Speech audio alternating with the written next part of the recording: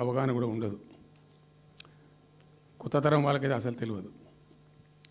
The reason why is సమైక్య ఆంధ్రప్రదేశ్లో అత్యంత దారుణమైనటువంటి వివక్షకు గురైన జిల్లా పాత మహబూబ్ నగర్ జిల్లా. చాలా చాలా దారుణానికి. రీజన్ ఏంటంటే వనరులు లేక కాదు, వసతులు లేక కాదు. కృష్ణానది ప్రవేశిస్తుందే మహబూబ్ నగర్ జిల్లాలో. సరే, ఇప్పుడున్న తెలంగాణ, అప్పుడు ఉన్న ఆంధ్రప్రదేశ్ మొత్తం చూస్తే కూడా 300 and above కిలోమీటర్స్ కృష్ణానది పారుతుంది కూడా మహబూబ్ నగర్ జిల్లాలో. 308 కిలోమీటర్లు పారుతుంది. 308 కిలోమీటర్స్ పారుతుంది. ఇది 2 రాష్ట్రాలు కలిపి లెక్క చూస్తే కూడా. అయినా కూడా 50 ఏళ్ళు అప్పటికి 50 ఏళ్ళు పరిపాలించినటువంటి కాంగ్రెస్ పార్టీ కానీ, ఆ తదనంతరం సుమారు దగ్గర ఒక 20 ఏళ్ళు పరిపాలించిన తెలుగుదేశం పార్టీ కానీ, పాలమూరుకు చాలా దారుణమైనటువంటి తిరిగి కోలుకోలేనటువంటి దెబ్బ కొట్టిన పార్టీలు ఈ 2 పార్టీల ప్రభుత్వాలు. ఇది లోకమందరికి తెలుసు. ఆ జిల్లా యాక్చువల్లీ అప్పర్ కృష్ణా ప్రాజెక్టు, భీమా ప్రాజెక్టు, తుంగభద్ర ఎడమ కాలువ ప్రాజెక్టు, దాని ద్వారా ఆనాటికి అన్ని ఫైల్స్ ఉన్నాయి, రికార్డ్స్ ఉన్నాయి. ఏదో ఒకటి స్టోరీ కాదు.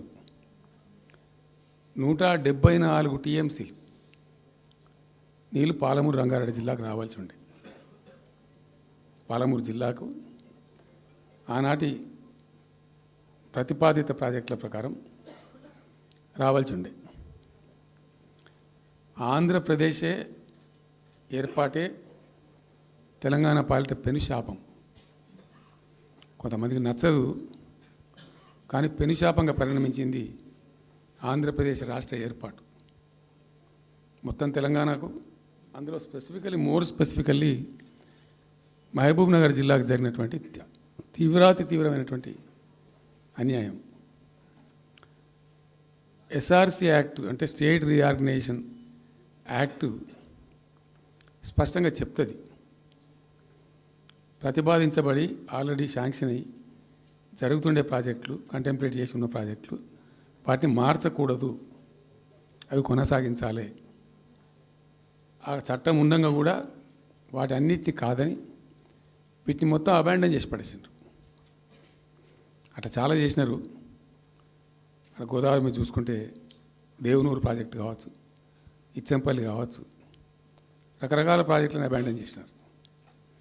అందులో అతి తీవ్రమైనటువంటి అన్యాయం మహబూబ్ నగర్ జరిగింది. ఇలా మహబూబ్ నగర్కి ఇచ్చే పాలమూరు ఎత్తిపోతలో మరొకటి కొత్త స్కీమ్ కాదు.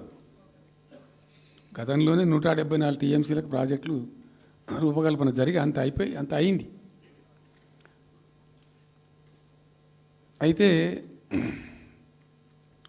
మేము చాలా వాదించినాం. మధ్యలో బ్రిజేష్ కుమార్ ట్రిబ్యునల్ వస్తే కూడా అక్కడ పోయి ఆ ట్రిబ్యునల్ని కలిసి చాలా ప్రయత్నాలు చేసినాం.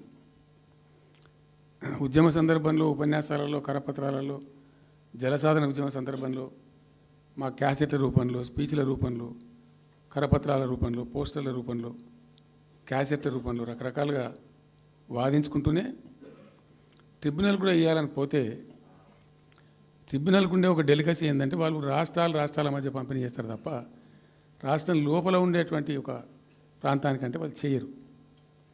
మీకు రాష్ట్ర హోదా లేదండి, మీరు ప్రాంతము, మీరు రాష్ట్రంతో కొట్లాడుతున్నారు, అది వేరే సంగతి, కానీ మేము స్వీకరించలేము, తీసుకోలేము చట్ట ప్రకారం అని చెప్పి వాళ్ళు నిరాకరించారు. సరే, ఆ తదనంతరం ఉద్యమం జరిగింది, మీ అందరికి తెలుసు. ఇక్కడ ఇంకొకటి కూడా తప్పకుండా చెప్పాలి. బచావత్ ట్రిబ్యునల్ ఏర్పాటైనప్పుడు అతను పంపకాలు చేస్తూ బచావత్ ట్రిబ్యునల్లో స్పష్టంగా రికార్డెడ్ ఇప్పుడు ఉంది. బచావత్ ట్రిబ్యునల్లో స్పష్టంగా పొందుపరచబడి ఉంది. ఇప్పుడు బచావత్ గారు ఖుద్దు రిటైర్డ్ సుప్రీంకోర్టు జడ్జి, ఆయన స్వయంగా ఏమన్నాడంటే ఈ ప్రాంతం నిజంగా చాలా నిరాదరణ